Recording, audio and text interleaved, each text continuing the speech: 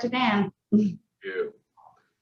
Well, welcome all. I'm delighted to be with you this afternoon. My name is Dan Prinzing, the Executive Director of the Wassmuth Center for Human Rights in Boise, Idaho. The Wassmuth Center is the builder and home of the Idaho Anne Frank Human Rights Memorial. As we have been examining all week, it is the impact of what occurred in the night of broken glass or Kristallnacht. That when we put that within the scope of a spiral of injustice, we ask the question born out of the memorial in Boise, what is my civic responsibility? So to frame our discussion and presentation this afternoon, I'm going to go into a screen share and we're going to start with a brief tour of the memorial and pose that question, what is my civic responsibility?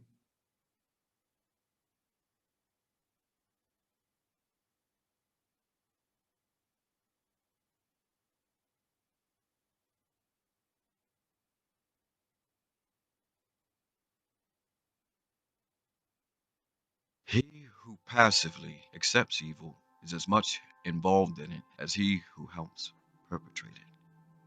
He who accepts evil without protesting against it is really cooperating with it. Martin Luther King Jr.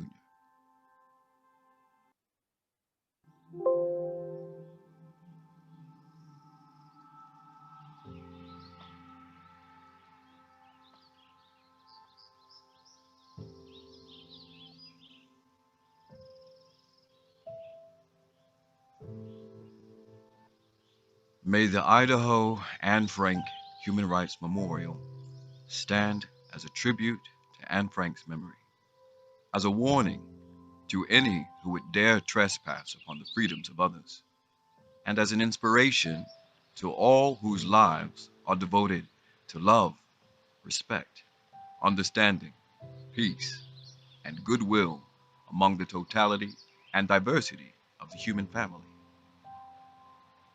May this memorial inspire each of us to contemplate the moral implications of our civic responsibilities. Reverend Dr. Nancy S. Taylor. What is my civic responsibility? All that is necessary for the triumph of evil is that good men do nothing. Edmund Burke.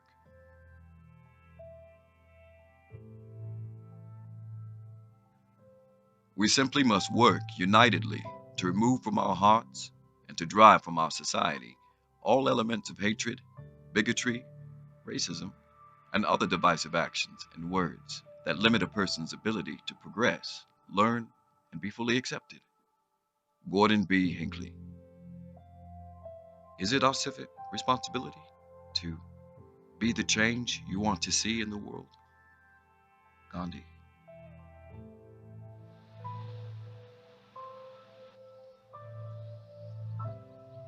The memorial actively engages us to think and to talk with one another.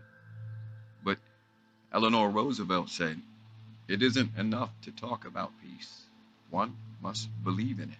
And it isn't enough to believe in it. One must work at it. This memorial is also a call to take action.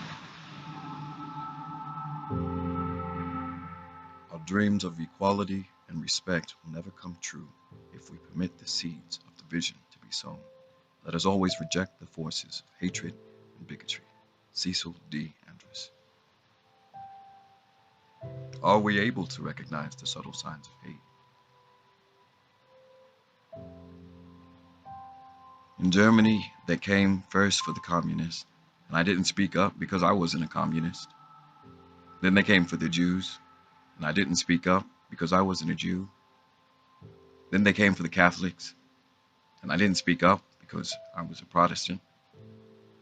And then they came for me, and by that time, there was no one left to speak up. Martin Niemöller.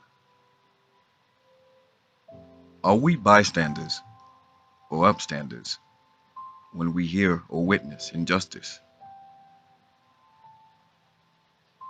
I swore never to be silent whenever and wherever human beings endure suffering and humiliation. Elie Wiesel. Are we willing to interrupt the spiral of injustice? Jimmy Carter once said, "A beautiful mosaic. Different people, different beliefs, different yearnings, different hopes, different dreams." Do we see ourselves living in a world in which the rich mosaic of life is honored and celebrated? What does that look like? Kind words can be short and easy to speak, but their echoes are truly endless. Mother Teresa. What you do not want done to yourself, do not do to others. Confucius. Each time a person stands up for an ideal or acts to improve the lot of others, they send forth a tiny ripple of hope. Robert F. Kennedy. When the whole world is silent, even one voice becomes powerful. Malala Yousafzai.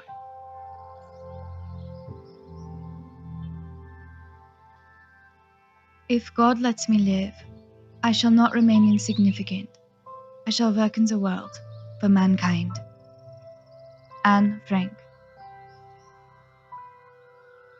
What is your civic responsibility?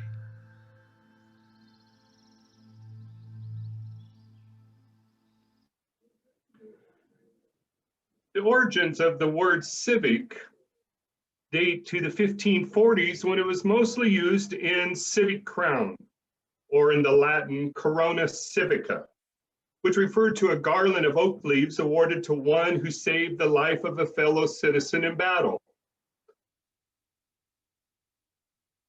It too was referenced from the Latin civicus, meaning of a citizen, or civis, a townsman.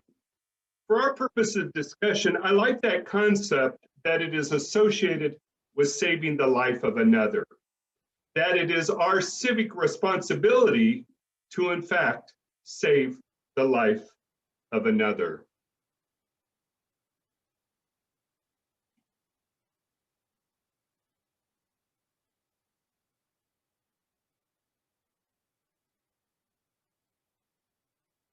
As you saw in the video, one of the statues featured in the Idaho Anne Frank Human Rights Memorial is titled "The Other." Artistically, it portrays the Wassmuth Center's programming on the spiral of injustice. For at the core of injustice, we have to recognize that it is targeting, demeaning, or marginalizing a person. Injustice is not a concept or a theory. It is a weapon aimed at the other for being different in some fundamental way. The other is an individual who is perceived by the group as not belonging, as being different, often targeted because of association with a group based on class, race, gender, sexual orientation, gender identity, age, ability, or religious preference. Any stranger can be the other. Any one of us can be the other. In the memorial, the other is shackled by injustice wrapping from neck to ankles. As we reference in our programming, and as is featured on the statue, injustice begins with language. When the words we choose and use become weapons. It is the language of us and them. It is the language of those people. It is the language of propaganda and stereotypes. The spiral of injustice begins with words, language that is used to dehumanize the other by denying those defining characteristics of the same: reason, dignity, love, pride, heroism, nobility, and ultimately any entitlement to human rights. In the Center's Spiral of Justice e-booklet series, The Publication of Words Have Weight details that language that devolved to the Armenian, Bosnian, Cambodian, Rwandan genocides and the Holocaust. As we note, the Holocaust did not begin in gas chambers. At the age of 82, Rahela Rose Hornbill became a docent in the memorial. Rose had been born in Berlin, Germany, and grew up in Frankfurt. For 6 years, she lived under Hitler's increasingly repressive rule until she, her mother, and 2 younger brothers immigrated to the United States in 1939. Rose was devoted to speaking in classrooms and communities throughout Idaho. Just 11 when Hitler came to power, Rose cautioned that they first lost their civil rights, then their human rights. Rose's distinction highlights the significance of the Nuremberg laws, anti-Semitic and racist laws that were enacted in Nazi Germany on September 15, 1935. The laws forbade marriage between Jews and Germans, established bloodline citizenship, and deprived Jews of citizenship, and identified enemies of the race-based state. In a letter from a Birmingham jail, Martin Luther King Jr. recognized, "We should never forget that everything Adolf Hitler did in Germany was legal." Rose often cited one of the 2 Mahatma Gandhi quotes etched in the memorial stone, "Make injustice visible." Models used to illustrate a pattern or a progression of injustice, making it visible, assist in educating for and about social justice. As an instrument, the spiral counter static images of injustice to present the fluidity and or the internal and external motions of a community in which injustice becomes publicly apparent. It rests on a fundamental principle that the biases one has are not inherent, but rather learned and inherited through individual, cultural, and institutional prejudices, and reinforced through acts of discrimination that are both witnessed and performed throughout one's life. While one cannot be divorced from his or her social and historical context, it is important to understand that what has been learned can be unlearned over time. Fundamental to understanding and dissecting the devolution of injustice is that each stage acts individually and in concert with others to normalize bias, promote and codify discrimination, and lead to the devolution of the next corresponding stage. Also etched in the memorial, Henry David Thoreau suggests that it is never too late to give up our prejudices. Is that part of our civic responsibility? To examine that within myself that is willing to do to someone else what I would not want done to me. So often in the center's programming, I come back to the Confucius quote, "What you do not want done to yourself, do not do to others." In its simplicity, it is such a profound statement of not only behavior, but also attitude. So we should challenge ourselves. Elizabeth Lesser, author of Cassandra Speaks, stated, "Sometimes the very evils we want to fight in the world, the broken behaviors we blame on others, are also alive in us and in need of our attention, our understanding, our healing. Sometimes what we long to see changed in the world is an inside job." While we acknowledge how others have othered, our challenge is to recognize that these examples are truly about us as members of a kindred human community. In the Center's international work, I learned that that word community is defined very differently in languages around the world. For example, the Arab language has a word for community. It is shahama, and it translates as always ready to help people, neighbors, anybody in need, and always ready to be a support for fragile members. The Thai language has a word for community. It is namjai, which literally means water of the heart. When Thai people say that a person has namjai, it means that this person is happy to make sacrifices for friends and extend hospitality to others. One of the Spanish language words for community is convivencia. It means how to live together peacefully. Regardless of what differences we have, we can live together. The Albanian language has a word for community, humanitar, devoted to the promotion of human welfare. And a training with teachers from Malawi taught me their word for community, Ubuntu. It means that when you are on your own, you are as good as an animal of the wild. When there are two of you, you form a community. I had discovered that cultures around the world had a deeper meaning for community. Theirs was not to be in or from a community of place, but rather to be of a community of people. That's now how we frame our upstander programming and position that being an upstander is our civic responsibility. In his 1965 published Between Parent and Child, Israeli-born child psychologist and therapist Chaim Ganot wrote, "Dear teacher, I am a survivor of a concentration camp. My eyes saw what no person should witness.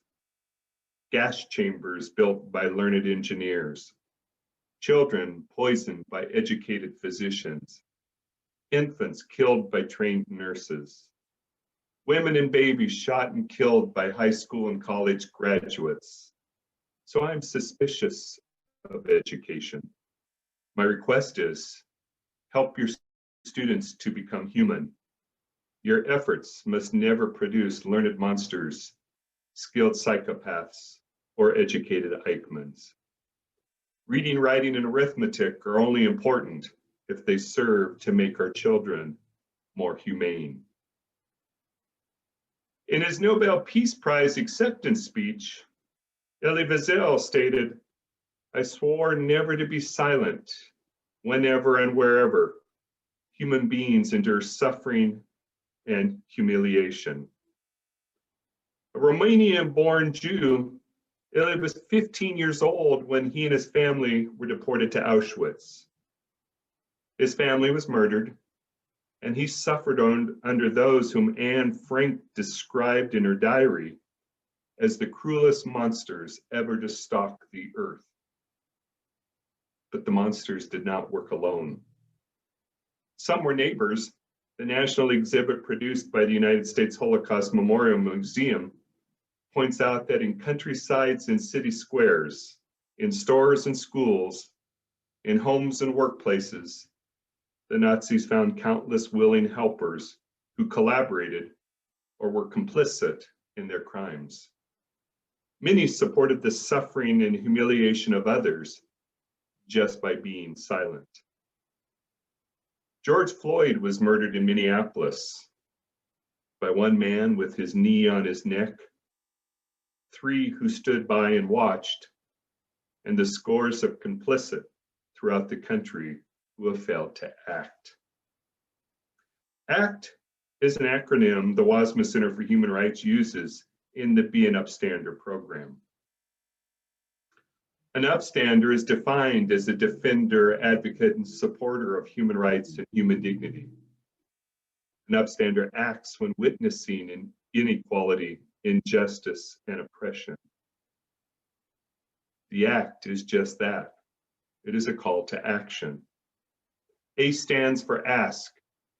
When you hear someone tell a joke that belittles others or use a word that is demeaning, ask, do you know what that word means? Did you intend to be hurtful? How many dinner or water cooler conversations have ended in uncomfortable silence for lack of candor or fear of confrontation? If not with our family and colleagues, when and where do we begin to confront implicit bias and racism? C stands for choose. Being an upstander is a choice, just as being a bystander is a choice. Doing or saying nothing in the face of injustice implies agreement. How often have we heard, "It's not my problem," or "That wouldn't happen here," or "I don't want to get involved," or "I don't know what to do."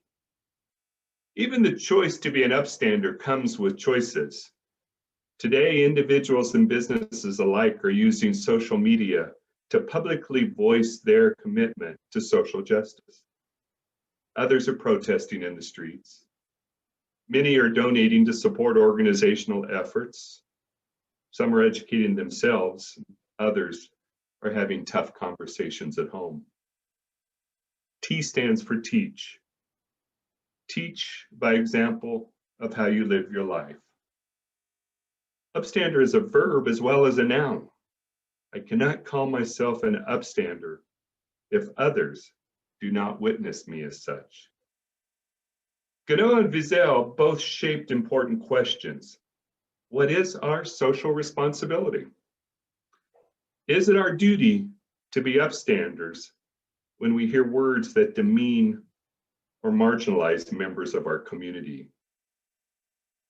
Well, let's not just ask the question, but rather answer that it is our civic responsibility to stand up and speak out when we hear words that intentionally belittle or ridicule another.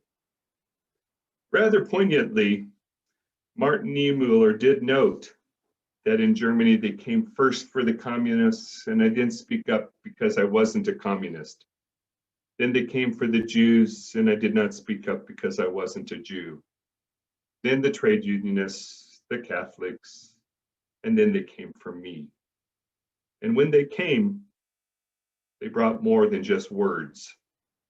For you see, from language, the spiral of injustice devolves to avoidance, discrimination, violence, and elimination.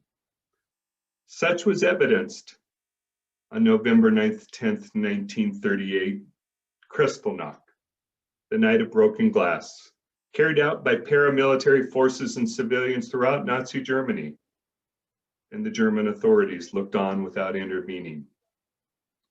The name Kristallnacht literally comes from the shards of broken glass that littered the streets after the windows of Jewish-owned stores, buildings, and synagogues were smashed. Language, to codified discrimination, to violence. It is the devolution of humanity. Were there warning signs? Are there warning signs today? On June 2nd, 2020, a week after the murder of George Floyd, Maya Bird wrote the following: "If you've ever wondered what you would have done during the Holocaust, you're doing it now. If you've ever wondered what you would have done during the Civil Rights Movement, you're doing it now. If you've ever wondered what you would have done during the First Pride, you're doing it now. If you've ever wondered what you would have done during the Underground Railroad, you're doing it now. If you've ever wondered what you would have done during the KKK's reign, you're doing it now. If you've ever wondered what you would have done during Nat Turner's slave uprising, you're doing it now. If you've ever wondered what you would have done during Japanese internment camps, you're doing it now. If you've ever wondered what you would have done during the days of the Rainbow Coalition, you're doing it now. If you've ever wondered where you'd land in history, you're doing it now." What would Niemöller say today? First, they came for the migrants, the refugees, the Muslims, the LGBTQ community. Then they came for me. In closing, I would like to leave you with one more quote this afternoon we find in the Idaho Anne Frank Human Rights Memorial by Dr. Seuss in the Lorax.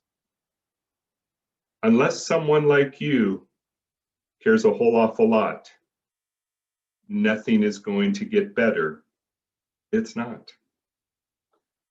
Corona Civica, whose life will you save? Thank you for joining us this week in the programming brought online. It's an opportunity to examine not only the history of what can be learned out of the Holocaust, but also the application of what do we bring with us today? What are the lessons learned that can shape our behavior today? So we hope you have enjoyed this week's programming, or at least have been challenged to think, were there signs? What are the lessons learned? And how do we interrupt or confront the spiral of injustice when we see it today? Thank you.